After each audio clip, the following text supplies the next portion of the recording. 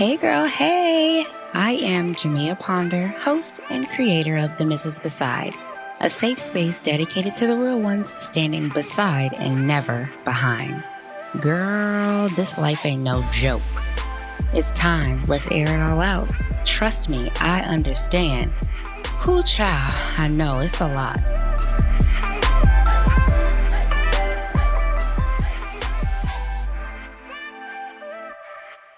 Okay, on our show today, we have the amazingly beautiful Miss Victoria Virgo-Levy. Thank you so much for being here with us today, Victoria. Oh, you're welcome. Thank you for having me.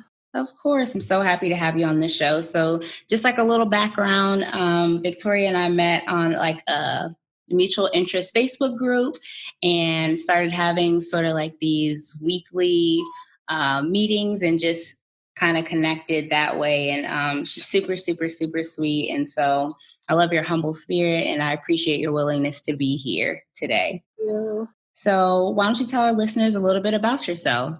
Well, it's not that much, but well, I live in New Jersey currently, and I am a real estate agent. I primarily focus on luxury homes, but I do everything. I don't keep myself to one thing. I went to Kane University. I got a degree in biology. So I have it's the opposite of both worlds. But yeah, I don't ask me how I got to real estate. I just got there. So, and I'm doing okay. But yeah, that's really about me. And before, real estate, I did pageantry for probably about 17 years. Wow. So yeah, so I done a lot of that and traveling and meeting a lot of people. So it definitely helped with networking, social skills. So with all that background in itself, it helps with my real estate. So I'm thankful for that. So when you went to school, you got your degree in biology. Like, what did you think you wanted to do? I wanted to go to med school. Okay. Yes. So that was my path. And I realized, so before going into that, my family's from the Caribbean. So when it comes to med school, that's the main focus. Everyone wants you to be a doctor, a lawyer, whatever. So when I was a kid, they always said, you're going to be a doctor, you're going to be a doctor. So I had it in my head, I'm going to go to get my biology degree, apply to med school, and become a doctor. Mm-hmm. Further along, I realized I don't think I want to be a doctor. Maybe my family wanted me to be a doctor. So I got the degree and I looked at other things that that grabbed my attention, but I realized I'm really good with just sales and bonding with people and making things happen. I'm really good with that. So that's where it came from. So, like, speaking of family pressures and stuff, were they disappointed that you chose a different path? No, they're very supportive. My mom always says, do whatever that makes you happy. But, like, that's just like a cultural norm that they're just used to when you're growing up. It's like, you're going to be a teacher, a doctor, a lawyer. I was an engineer. So it's just something that they know that, oh, that's what you're going to be. So, I mean, she wasn't disappointed at all. She's actually happy that I'm loving what I'm doing and successful at it.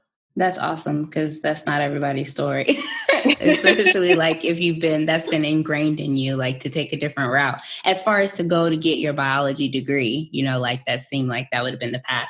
Is that how you met your husband? No, actually, I met my husband online. It was I could say it's an awkward situation. So, so I was in a relationship before I met my husband, and I had a couple of friends that said, go on POF and these social networks and just try out. Everyone's funny on there. I was like, okay, I wasn't looking for a relationship. I said, I'm going to focus on me, on my career.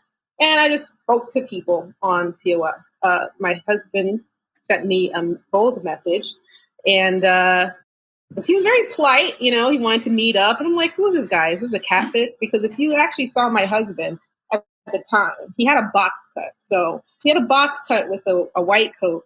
And I was like, this guy is catfishing me. He's not no doctor. What is this guy? So I was like, okay, we could be friends. And, literally he was like my number one fan because I was competing, he would come to every pageant and cheer me on. And when it came to my studies, he would encourage me and help me study. He was in med school and I was finishing up my bio degree. Mm-hmm. And, from there, just one thing after another, we just said, oh, I guess we're dating. And that's how it happened. It was very informal. It was like, oh, I guess you're my boyfriend. And here we are today. So.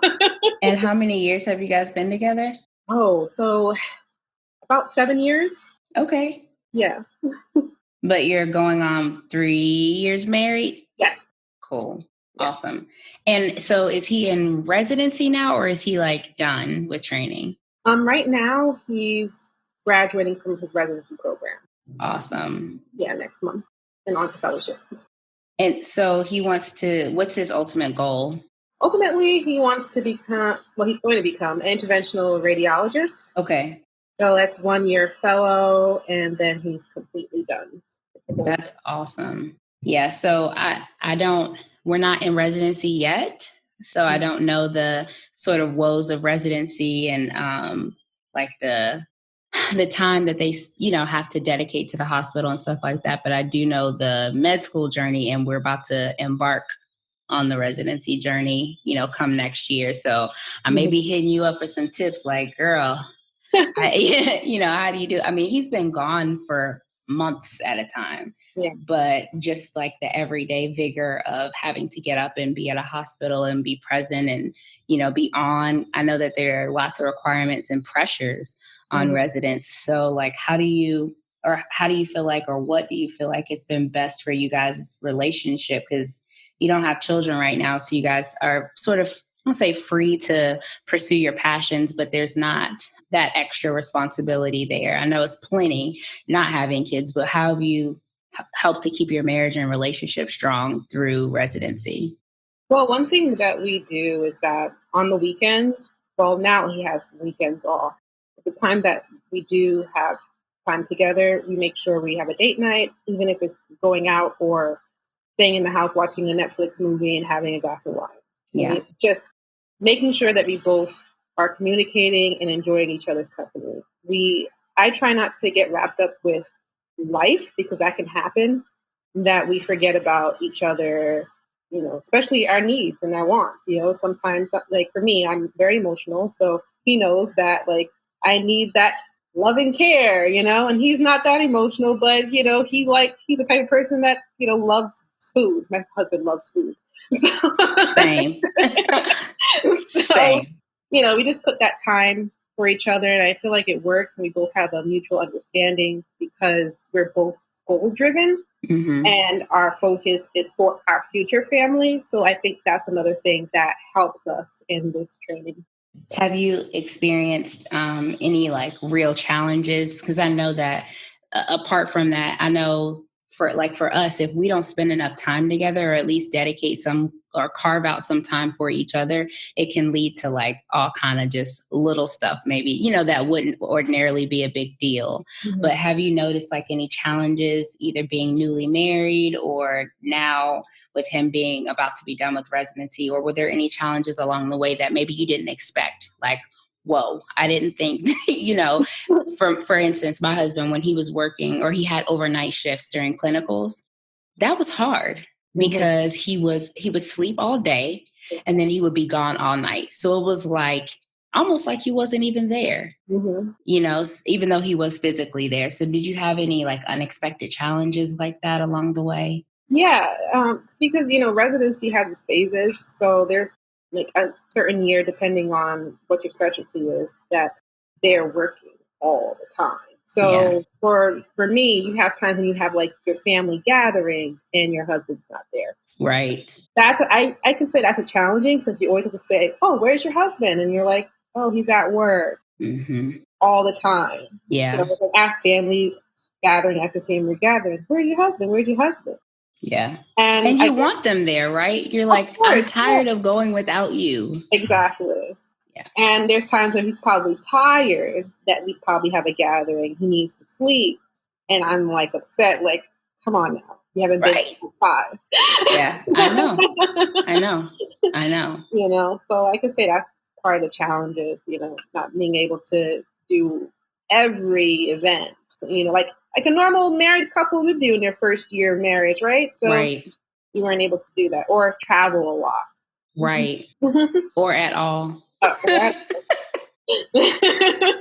I know it's felt like that too. It's like, oh, we can't do this because Desmond has to study, or oh, we can't do that because he's got to be, this place, or I've got to put this on hold because of him. And like, I'll be like, oh my God, like I have to do another thing or rearrange another thing for him. Exactly. But yeah, I mean, it's great points. And that's where communication really comes in handy. It's like, I'm feeling this way because of X. I know that there's nothing that you can really do about it, but my feelings are still valid in this moment. Like I feel annoyed or, whatever the case may be.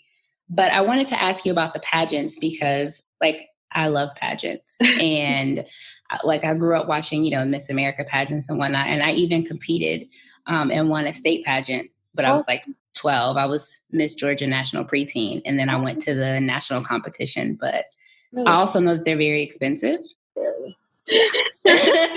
So I did like that one series, and I know I did a couple of local pageants, but that was it. So tell me about the pageants, like give me the deets. Well, I've done probably every pageant system. So I've done Miss America, I've done Miss USA, I've done Miss Universe. I mean, it's very competitive. Mm-hmm. It's definitely a lifestyle. Okay, when it comes to fitness, interview, just preparing yourself overall, because when it comes to pageantry, you have to make sure everything's in order, right? So down from your social media to you even going to a party, because you might have that one person that takes a picture of you and then it's over for you. Yeah. But my experience overall, the last pageant I've done was I did Miss Jamaica Universe. I was a semifinalist in Miss Jamaica Universe. Nice. And it was a very interesting pageant. And, I'm happy that I got to experience it. I've done the Miss New Jersey USA for Miss USA. I came second runner-up. And I also held Miss New Jersey titles from other pageants as well. But, I mean, overall, I had a good time. I'm wondering, like, some people are thinking, like, yeah, would you do another one? Because they do have misses. I don't know, because that means that I really have to change my whole diet. Oh my God. Think about just eating protein and vegetables and just, that's it. No, nothing, no sugar. Right. Flour, nothing. Right. Nothing. Nothing white at all. No. So it's like, I don't know. I actually like my life right now, but maybe my daughter in the future, I'll put her through that. Yeah. But you gotta have the passion for it. Yeah, I loved it. Yeah, it's something that I enjoyed and look forward to every year. Yeah. That's awesome. I love that. I have very fond experiences of being in a pageant, but I also remember feeling equally stressed. Like, oh my gosh, I have to make sure, this is right. My poise has to be right. I have to make sure I turn the right way. Like I even had a pageant coach, to coach you through interviews and like the right things to say and how do you answer the questions and making sure you look at each judge while you're answering the questions. Like all of those things matter. So I don't know. That's very cool. I love that. Do you feel like the pageants have added to your sense of community, like to, your sense of girlfriends, or did you build that type of community outside of pageants? Just being married and like having a husband that's, kind of busy all the time. And I think we talked about it before, but real estate is more like the clients that you meet, right? So that's business. But just building your personal community outside of family and that support system that you need to be able to get through. Like, how did you do that? Well, with pageantry, I wouldn't say that it helped me get girlfriends, like a group. No, I mean, unfortunately, everyone is competing against people, so you really don't. I mean, it's very rare that you'll see, best friends coming out of it. It happens, but it is very rare. But as for like residency and the training, it's mostly my family because fortunately, I'm in New Jersey. So my family's here. So I have my mom that's 30 minutes away, my grandmother, all my family's here. So, I mean, that's a plus for me. But as in the friends circle, that's a little hard because not everyone can actually understand what you're going through. And the moment that they hear that you're married to a doctor, not getting OMG. the struggle, you get kinds of like people are looking you sideways, thinking that Hmm. you have it made, and actually you don't. So yeah. So And that's kind of frustrating, right? Because it's like, oh, your husband's a doctor, so automatically I'm like, I'm not a real housewife of, Hoboken or whatever. Like it's not, it's not all peaches and roses. And I'm like, I don't want to have a carrying card with like student debt, but it's real. Like you don't just have this glorious life that, where you just do facials and spa days. And it's like, no, I get up and I work hard every day. exactly. Yeah. Every day. And that brings me to my next question, like about a common myth that people have, they hear that you're married to a doctor. What's one that you'd like to dispel? Yeah, there's so many. So let's think of the We best. don't have to just pick one, maybe some prominent ones be fine. Oh, you're good. You don't have to work. You don't have to do anything. Your husband's a doctor. Or how about when I was in school? I was going to school for ultrasound, and they were like, the head of the school said, "Oh, why are you here? Your husband's a doctor. You should be home thinking about having a family." Oh yeah, I've gotten some things. So Wow. I'm like, you have no idea. If I could just print out one of those student loan balances, that would be just show that to you. You want this? Right. Right. I'm like, we probably won't have disposable income for a little while. Yeah, it's ridiculous. Honestly, though. But I mean, you are like, we feel proud, for them, but I'm so glad to see that you have this life outside of your husband, and I think that's the whole point of like this podcast and this show is just to spotlight women who people tend to deduce to just the Mrs. Like, Yeah. we are more than that, much more. And that is really the place that this podcast was sort of birthed out of. Is like, my husband recently graduated from med school. And so it's this whole idea, like, while I'm very proud of him, which I am, like, he's worked very hard, I just feel like these last 4 years, like, he gets the MD out of it, right? But it was built on my back.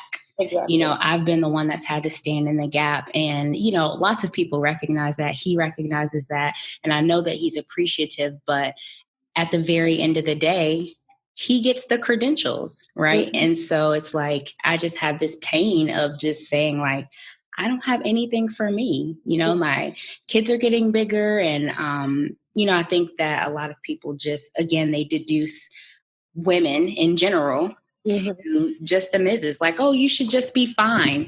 Your husband's a doctor. He's going to be a doctor. You guys are going to be fine.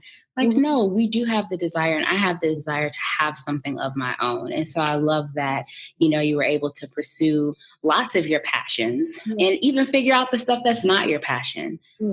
Like, I got a whole degree in biology, but guess what? I can still be successful doing the complete opposite.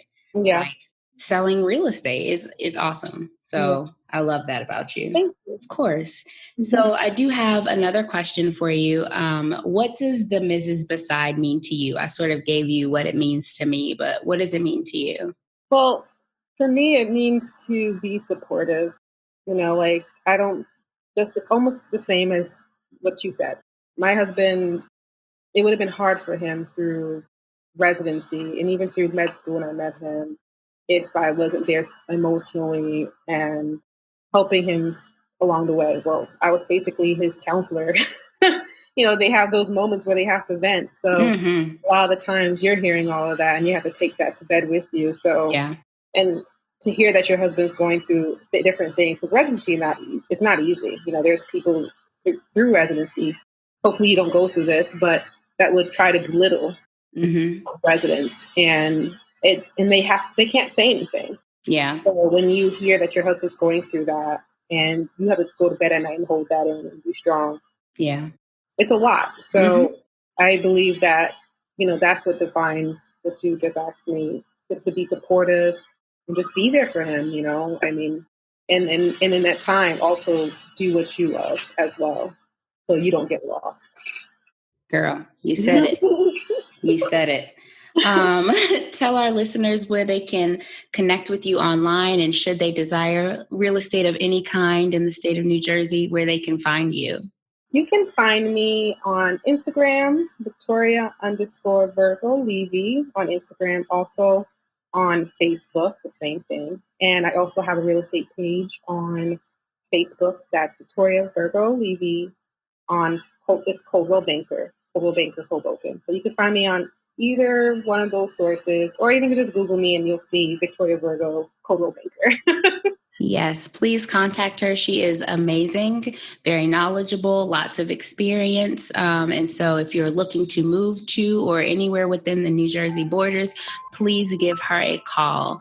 So that's my plug for today. And Victoria, I absolutely thank you for being here with us and for sharing your wisdom and knowledge with us, and just giving us some of your time today. So Thank you. I appreciate it.